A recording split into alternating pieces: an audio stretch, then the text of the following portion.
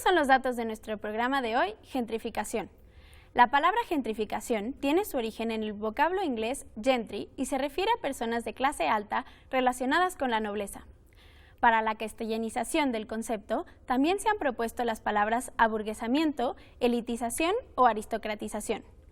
La gentrificación se refiere al movimiento de personas con ingresos relativamente elevados hacia una zona considerada en declive, la cual es rehabilitada por estas y tiene como consecuencia la expulsión de las personas más pobres que no pueden costear el aumento del costo de vida.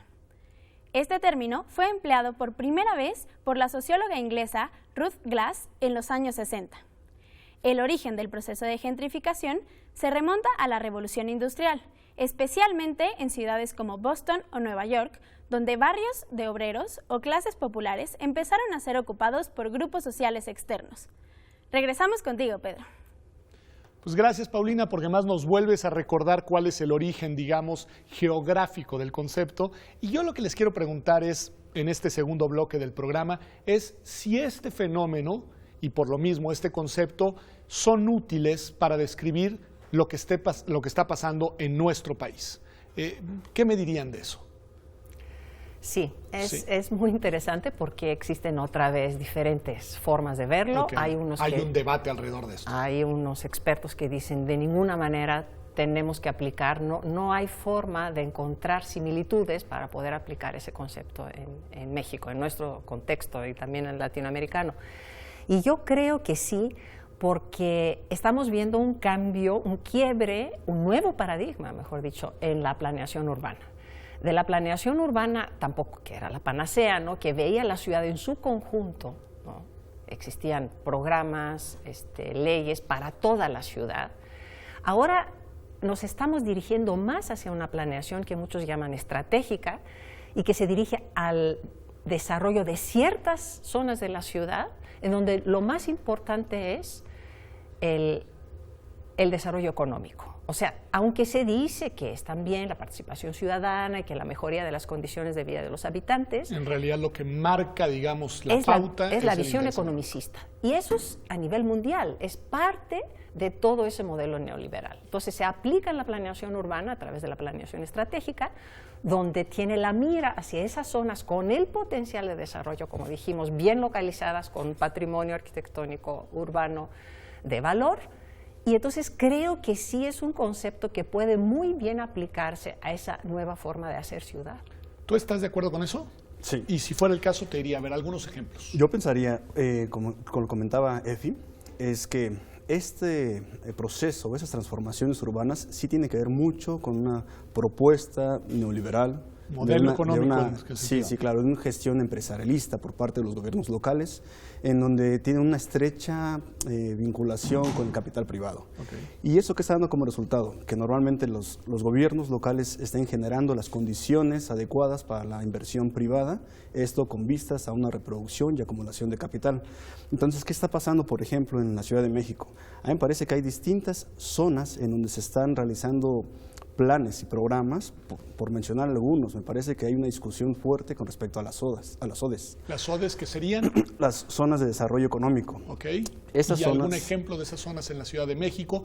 Disculpándonos con los que no son televidentes, digamos, de la ciudad, pero me parece que es un buen modelo, sí, el Distrito por ejemplo, Federal. hay uno muy importante que ahorita tiene una discusión muy fuerte, muy acalorada, que es el corredor cultural Chapultepec. Chapultepec.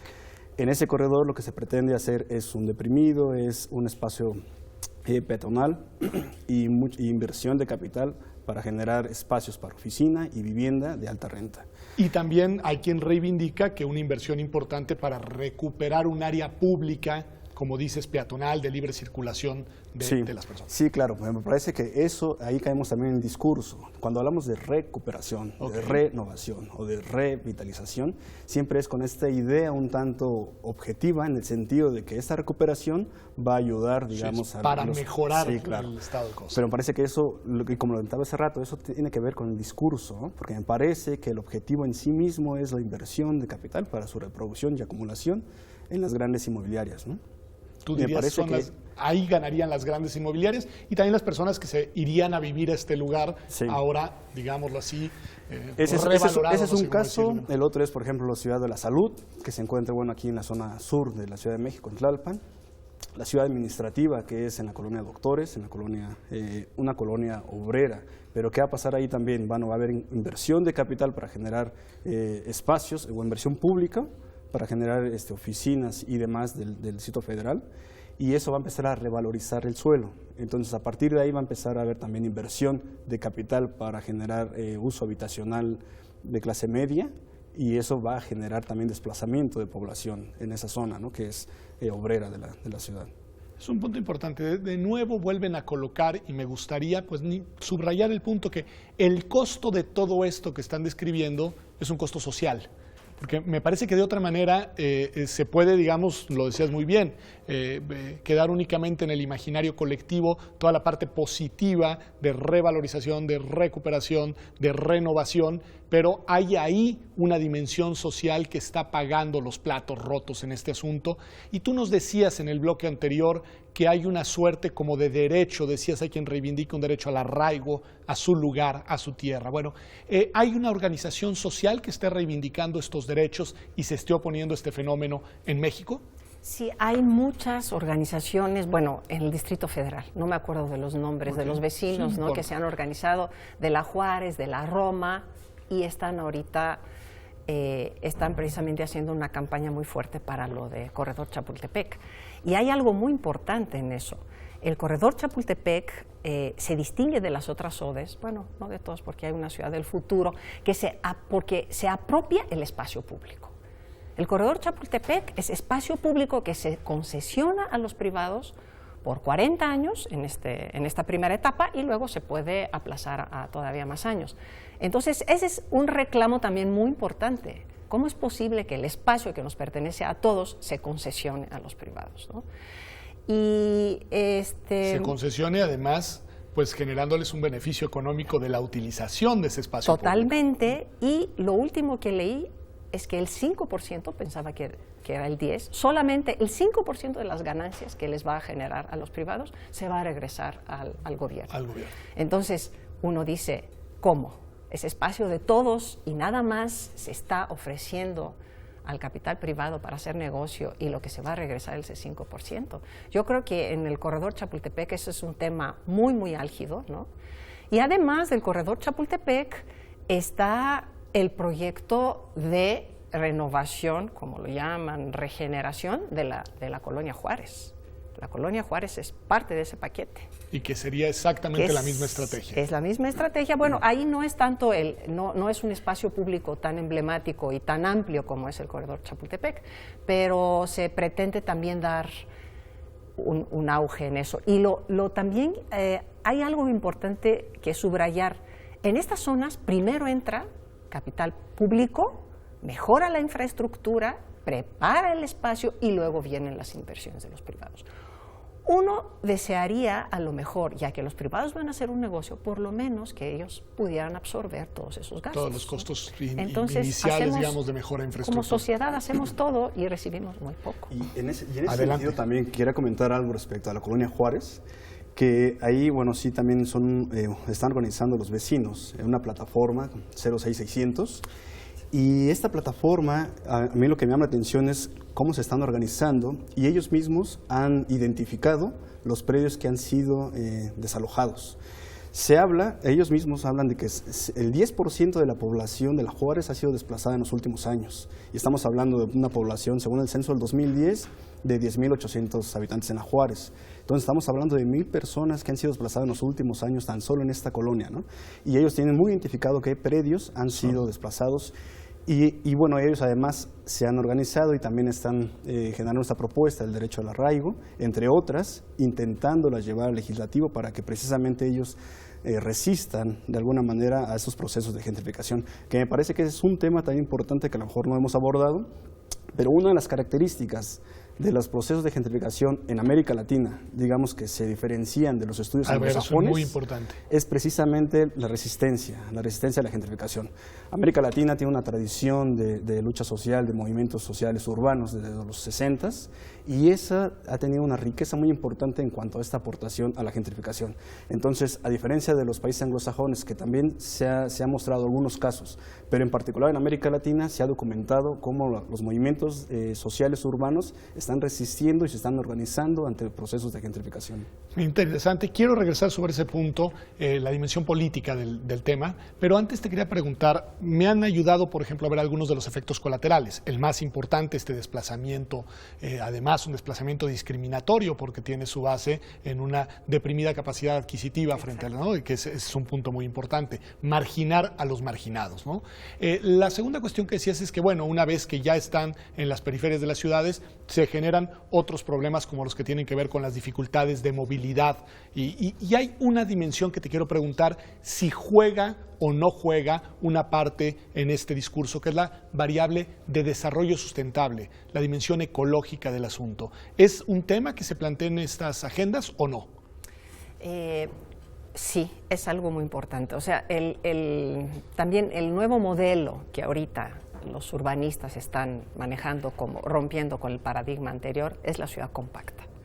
La ciudad compacta desde el punto de vista ambiental, económico, social, ¿no? Pero claro, surgen muchos retos. O sea, quiere decir, la ciudad ya no va a crecer hacia afuera, hacia la periferia, para no consumir suelo, que es suelo en la mayoría valioso, suelo de conservación, que ofrece servicios ambientales a la ciudad, o suelo agrícola, ¿no? Luego, las distancias que se generan. Las distancias que se generan, los trayectos y todo lo que implica eso en costo económico, ¿no? Pérdidas horas hombre en el tráfico, etcétera, contaminación. Entonces, la dimensión ambiental sí es fundamental en eso, tiene mucho que ver, ¿no? Las ciudades se van a ir hacia arriba, que es lo que vemos además cuando damos una vuelta por la ciudad, que se están llenando de edificios por todos lados. Esa es la idea. La ciudad compacta no forzosamente es una ciudad hacia arriba, eso también hay que entenderlo. Hay formas de urbanización bien pensadas que no necesitan 20, 30 pisos, ¿no? Y tenemos partes de la ciudad, por ejemplo, muchas de las colonias populares sí tienen una densidad muy aceptable, ¿no? Entonces no tenemos que pensar en una ciudad que va a ir hacia arriba, sino una ciudad que no permita baldíos urbanos, vacíos urbanos, que son normalmente espacios que esperan a que suba el precio para que luego se puedan utilizar, ¿no? Una mezcla de usos del suelo es importantísimo, eso también en la ciudad compacta, es la parte cualitativa, ¿no? Acercando la vivienda a los otros usos, esas son cosas fundamentales, ¿no? Pero en general, ese nuevo modelo de la ciudad compacta, con todo que uno puede tener críticas, ¿no? Y lo tenemos que trabajar porque no es algo que lo tenemos muy bien claro los urbanistas, está íntimamente ligado con esa cuestión medioambiental, ¿no? Que es algo que nos tiene que preocupar cada vez más. Tiene que preocuparnos mucho, yo creo. Hablabas de la resistencia social, que eso me parece muy interesante, es decir, los vecinos se organizan, defienden lo que es suyo y no quieren ser derradicados, digamos.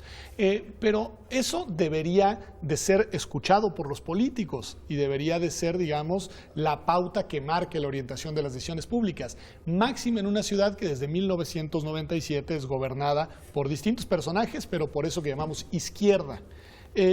¿Cómo explicar lo que a mí me parece que es una contradicción en el proyecto de desarrollo urbano que han descrito, que además me dicen responde a un modelo económico neoliberal, y la gestión de la ciudad por un liderazgo político, sobre todo de izquierda? En ese sentido, los vecinos sí tienen muy presente que tienen un margen de actuación. Por ejemplo, en la Condesa, también que se realizaron distintas transformaciones en los últimos años, los vecinos organizados nos decían, es que cuando nosotros nos acercamos a las autoridades locales, nos hacen caso en el sentido de que, por ejemplo, nos decían, la transformación de uso de suelo, cuando se cambia de habitación a comercial, podría haber alguna discusión y se sentaban y podían decir cuáles sí y cuáles no, digamos, con la participación ciudadana. Pero cuando la inversión era más importante, más fuerte, digamos, inmobiliaria, que se pretendía desarrollar un edificio, o que se pretendía demoler una casa para levantar viviendas vertical, decía, entonces cuando los intereses son más fuertes, ahí sí de plano no tenemos nosotros acceso. ¿Es una cuestión de poder, una cuestión de dinero, una cuestión de corrupción también? Me parece que sí, porque habían casos en donde uno podía ver que estaban los predios inmovilizados, bueno, que la construcción estaba detenida, incluso estaba detenida y se veían ahí los anuncios por parte de la Procuraduría Ambiental y Ordenamiento Territorial. Y los vecinos nos decían, pero es que si ustedes vienen a las 12 o 1 de la mañana van a ver las máquinas que están trabajando, que están sacando material y que están construyendo, ¿no? Entonces esto continúa y se supone que eso tendrían que vigilar las autoridades. Eso en un sentido, en otro sentido también, por ejemplo, se quejaban de los establecimientos comerciales que tenían o que estaban abiertos hasta muy altas horas de la noche, cuando se supone que la normatividad lo prohíbe. Pero decía, bueno, es que eso nosotros llamamos y vienen, pero ya vienen, o sea, ya hacen acuerdos con los dueños de los comercios y sucede que no pasa nada, ¿no? O se hacen de la vista gorda o vienen después. Entonces, me parece que también ahí la cuestión de la corrupción, puede estar los intereses políticos, económicos, sí está marcado también la pauta en las transformaciones urbanas también. Nos queda muy poco tiempo del programa, les preguntaría a los dos nada más algo que es muy difícil de trazar, que es un horizonte posible, es decir, hacia dónde vamos y cuál creen que es la posibilidad todavía de incidir para reorientar el modelo de desarrollo de nuestras ciudades. Efi. Definitivamente es la sociedad. Como decía Luis, se está dando muchas veces esas adversidades, esos problemas de la ciudad hacen que la gente se organice. Yo creo que estamos en un momento donde las organizaciones de los vecinos han madurado, han buscado solidaridad con diferentes grupos, no solamente lo que está pasando en su colonia. Entonces creo que es un punto muy importante.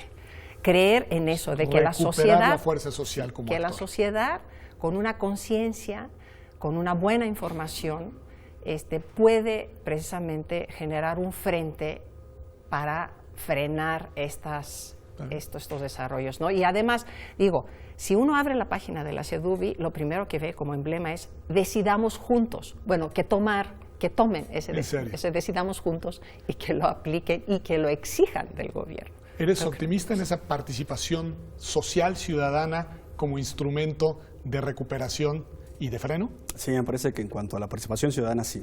Porque si lo pienso desde la administración pública, me parece que ellos tienen una propuesta empresarialista en donde lo que está buscando es espacios para generación y reproducción de capital. Por parte de la organización de la sociedad, me parece que esa es la opción ahorita más importante que pueda existir para revertir o para resistir a los procesos de gentrificación. Porque lo hemos visto precisamente en esta colonia Juárez, lo hemos visto que los vecinos también han impedido que por lo menos una familia no la desalojen. Entonces, y me parece que esa es la organización de ellos, ¿no? Sí. Pues, entonces me parece que las opciones, si van a venir, es desde la sociedad. Pues muchas gracias a los dos, nos han ayudado a entender no solo un concepto, digamos, no una teoría para explicar fenómenos, sino fenómenos reales, fenómenos que están pasando aquí, ahora, en nuestras ciudades, lo digo en plural, y que tienen que ver con la manera en la que vivimos y con las formas en las que convivimos. Espero que podamos seguir hablando de esto más adelante y espero que podamos hacerlo además en un entorno más optimista y más positivo del que tenemos hoy a lo largo y ancho de nuestras grandes urbes. Las conclusiones, como el tema quedó a mano, las hacemos desde aquí. Y para mí la conclusión más importante del programa del día de hoy es que las autoridades, el Estado, tiene una responsabilidad enorme que no está cumpliendo en estas materias. El Estado debe de ser el gran articulador de los distintos intereses, el garante de los derechos y obviamente el regulador de los procesos en los cuales haya una sinergia constructiva, no destructiva, de la convivencia y del tejido social. Esto ha sido Observatorio. Gracias por acompañarnos. Nos vemos aquí, como todos los martes la próxima semana, a las 9 de la noche en TV UNAM. Nos vemos.